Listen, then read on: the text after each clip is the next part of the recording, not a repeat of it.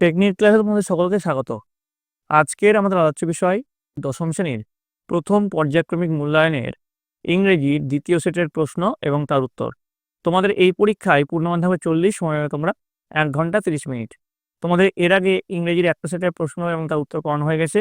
এছাড়া অন্য সাবজেক্টের 4 থেকে 5টা করে সেটের প্রশ্ন উত্তর করানো হয়ে গেছে। তার লিঙ্ক তোমরা ডিসক্রিপশন বক্সে পেয়ে যাবে, সেখানে তোমরা দেখে নিও। তো দেখো, তোমাদের যে ইংরেজি পরীক্ষাটা আছে সেই পরীক্ষাটা আগামী 2 এপ্রিল থেকে 12 এপ্রিলের মধ্যে অনুষ্ঠিত হবে। তো তোমাদের দেখো, প্রথমে যেটা রয়েছে, প্রথমে সেকশন এতে কি রয়েছে দেখো। সেকশন এতে রিডিং কম্প্রিহেনশন সিন, প্রথমে যেটা রয়েছে, read the following passage and answer the question that follows. Father's help যেটা আছে তোমাদের চ্যাপ্টার, সেখান থেকে তোমাদের এই সিনটা দেওয়া হয়েছে। যদিও তোমরা এটা পড়েছো, তবুও আমি একবার বুঝিয়ে দিচ্ছি। Swami hoped that with this his father would be made to see why he must avoid school for the day. স্বামী আশা করেছিল যে এর মাধ্যমে তার বাবা বুঝতে পারবেন কেন তার সেদিন স্কুলে যাওয়া উচিত নয়। But father's behaviour took an unexpected turn, কিন্তু বাবার আচরণ অপ্রত্যাশিতভাবে মোড় নিল। হি propose to send a letter with স্বামী two the headmaster.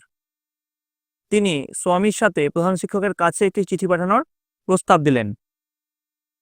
No amount of protest from Swami would make him change his mind. স্বামীর কোনো প্রতিবাদী তার মন পরিবর্তন করতে পারল না।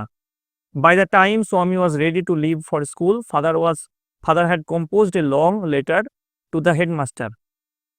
অর্থাৎ স্বামী স্কুলের জন্য প্রস্তুত হওয়ার আগেই বাবা প্রধান শিক্ষকের উদ্দেশ্যে একটি দীর্ঘ চিঠি লিখলেন। He put it in an envelope and seal it.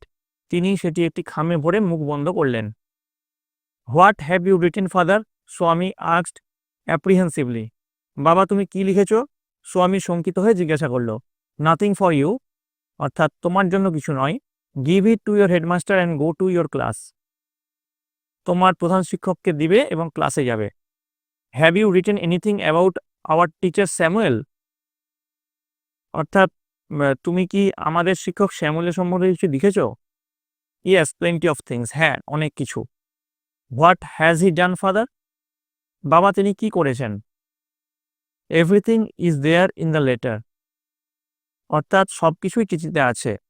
Give it to your headmaster, তোমার প্রধান শিক্ষককে দিও। Swami went to school feeling that he was the worst boy on earth. Swami পৃথিবীতে সবচেয়ে খারাপ ছেলে এই অনুমতি নিয়ে স্কুলে গেল। হিজ কনসায়েন্স বদার্ড হিম, তার বিবেক তাকে বিরক্ত করছিল। He was not at all sure if his depression of Samuel had been accurate. অর্থাৎ স্যামুয়েলের বর্ণনা তার সঠিক কিনা তা নিয়ে সে একবারই নিশ্চিত ছিল না। He felt he had mixed up the real and the imagined. অর্থাৎ তার মনে হচ্ছিল সে বাস্তব এবং কল্পনার মিশ্রণ ঘটিয়েছে। Swami stopped on the road side to make up his mind about Samuel.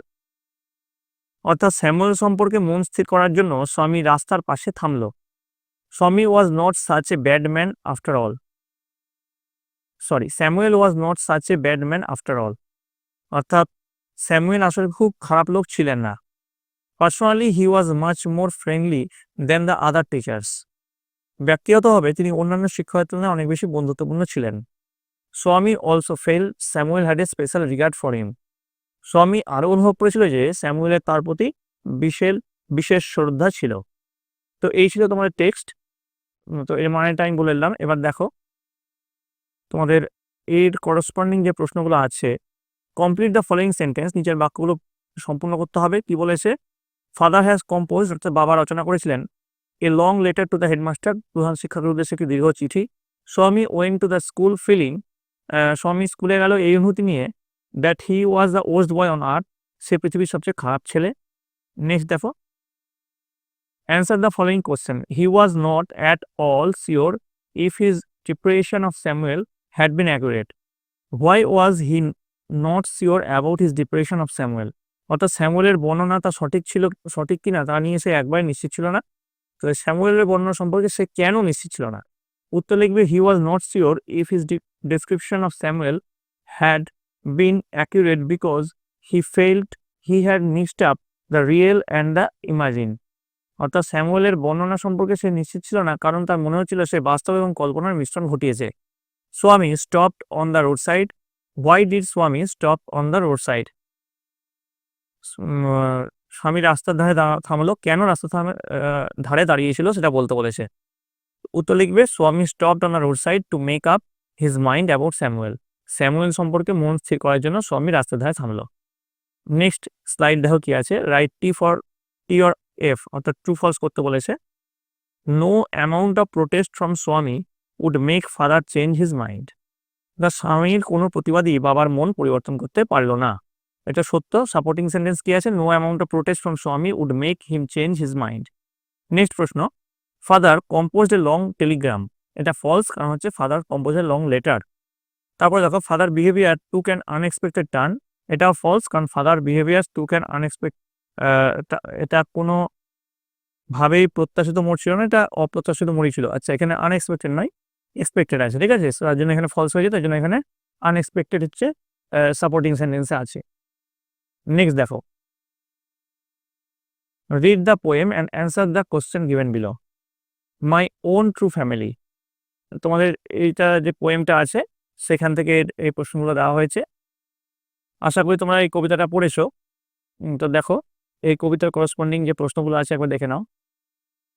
Right the correct alternative to complete the following sentence. 1 গুণ 4 সমান 4। প্রথম প্রশ্ন দেখো। প্রথম প্রশ্ন হচ্ছে the poet met the old woman in a an, কি হবে? অ্যান ও কুড হবে। Next, the poet was in search of a male deer. Next, the poet was tied to a stake. Next, the word nobly means কি? Nobly means হচ্ছে আনস্টেডিলি বা অস্থিরভাবে। Next চলে আসছে এখন, অ্যান্সার দ্য ফলোইং কোশ্চেন। 1 গুণ 4 সমান 4। প্রথম প্রশ্ন কি আছে দেখো। I have your secret here inside my little bag. অর্থাৎ আমার ছোট ব্যাগের ভেতর তোমার গোপন কথা আছে। Who is my refer to here. এখানে আমার বলতে কাকে বোঝানো হয়েছে? উত্তর লিখবে the my refers to the old man. Next দেখো 2 নম্বর, when did the poet began to quake. অর্থাৎ কবি যখন কাঁপতে শুরু করলেন। The poet began to quake when the old man began to crackle. যখন বৃদ্ধ মহিলা খিক করে হাসতে শুরু করলেন তখন কবি কাঁপতে শুরু করলেন। এবার দেখো নেক্সট তোমাদের যেটা প্রশ্ন আছে 3 নম্বরে, when did the poem come twice awake. উত্তর লিখবে the poet came twice awake when the old woman opened her little bag and the poet found himself surrounded by a staring tribe and tied to a stake. Next দেখো, how was the old woman. অর্থাৎ বৃদ্ধ মহিলা কেমন ছিল?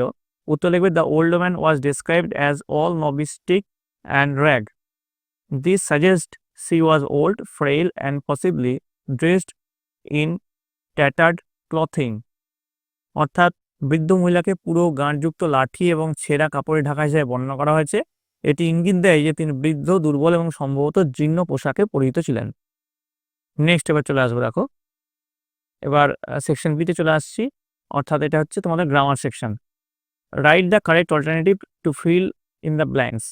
Last Monday while we dash দিয়ে আছে was watching নাকি have been watching নাকি were watching the TV the electricity went off. এখানে হবে ওয়ার ওয়াচিং। তারপরে দেখো হাউ ডিড ইউ ড্যাশ দিয়ে আছে ওন উইন নাকি উইন্স দ্য গেম। উত্তর হবে উইন।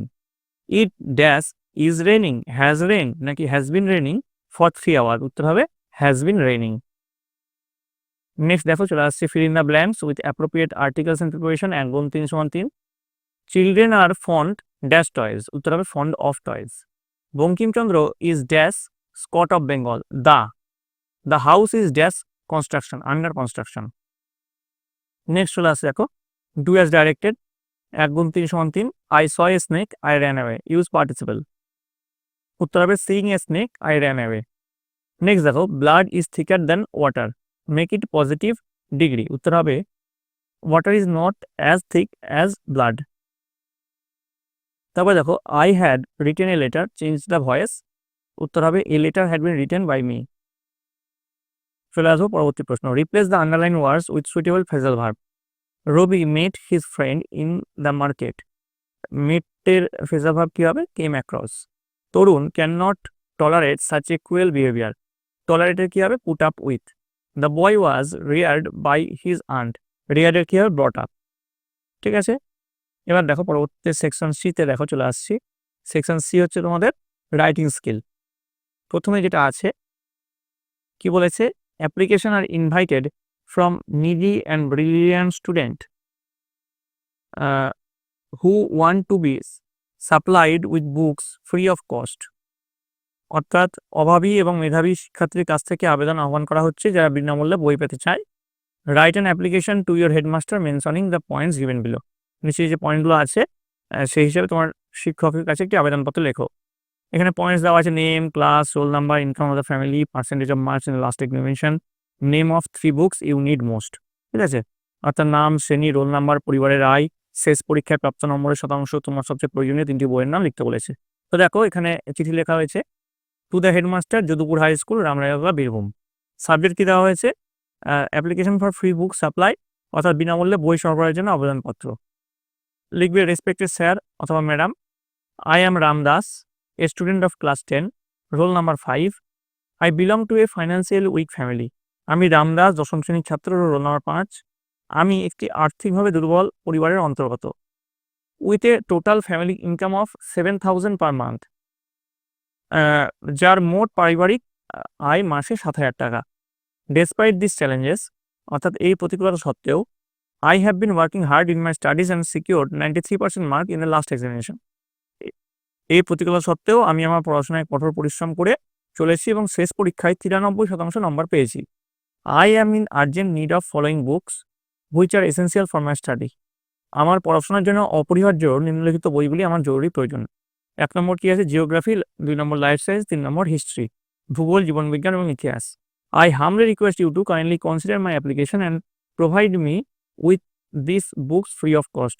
আমি বিনীতভাবে অনুরোধ করছি যে আমার আবেদনটি সদয়ভাবে বিবেচনা করে আমাকে এই বইগুলি বিনামূল্যে সরবরাহ করুন। Your support will help me continue my education without difficulty. আপনার সমর্থন আমাকে কোনো অসুবিধা ছাড়াই আমার পড়াশোনা চালিয়ে যেতে সাহায্য করবে। I shall be extremely grateful for your kind assistance. আমি আপনার সদয় সহায়তার জন্য অত্যন্ত কৃতজ্ঞ থাকব। ইয়োর সিনসিয়ারলি রামদাস, এখানে ক্লাস, রোল নাম্বার। ঠিক আছে, তো এই ছিল তোমাদের রাইটিং স্কিল। তো এই সঙ্গে সঙ্গে তোমার শেষ হলো প্রথম পর্যায়ক্রমিক মূল্যায়নের 10ম শ্রেণীর ইংরেজির প্রশ্ন এবং তার উত্তর। তোমাদের যদি এই ভিডিওটা ভালো লেগে থাকে অবশ্যই লাইক করবে, বন্ধুদের কাছে অনেক অনেক শেয়ার করবে। এর পরবর্তীতে তোমরা কোন সাবজেক্টের প্রশ্ন উত্তর চাও সেটা কমেন্ট লিখে জানাবে। কমেন্টে তোমাদের বিদ্যালয়ের নাম এবং কে কোন জেলা থেকে দেখছো সেটা কিন্তু লিখতে ভুলবে না। আর এই প্রশ্নই যে তোমাদের হুবহু আসবে তার কোনো মানে নেই। তোমাদের 2টো সেট করানো হলো, আরও 2 থেকে 3টে সেট করানো হবে। তোমরা সেই সেটগুলো ভালো করে দেখো এবং তোমরা তোমাদের বইটা খুঁটিয়ে পড়ো, দেখবে তোমাদের পরীক্ষা সাফল্য নিশ্চিত। তোমাদের পরীক্ষায় যেহেতু বেশি সময় নেই হাতে, তোমরা সকলে মন দিয়ে ভালো করে পড়াশোনা করো। তোমরা সকলে ভালো থাকো, তোমরা সকলে সুস্থ থাকো।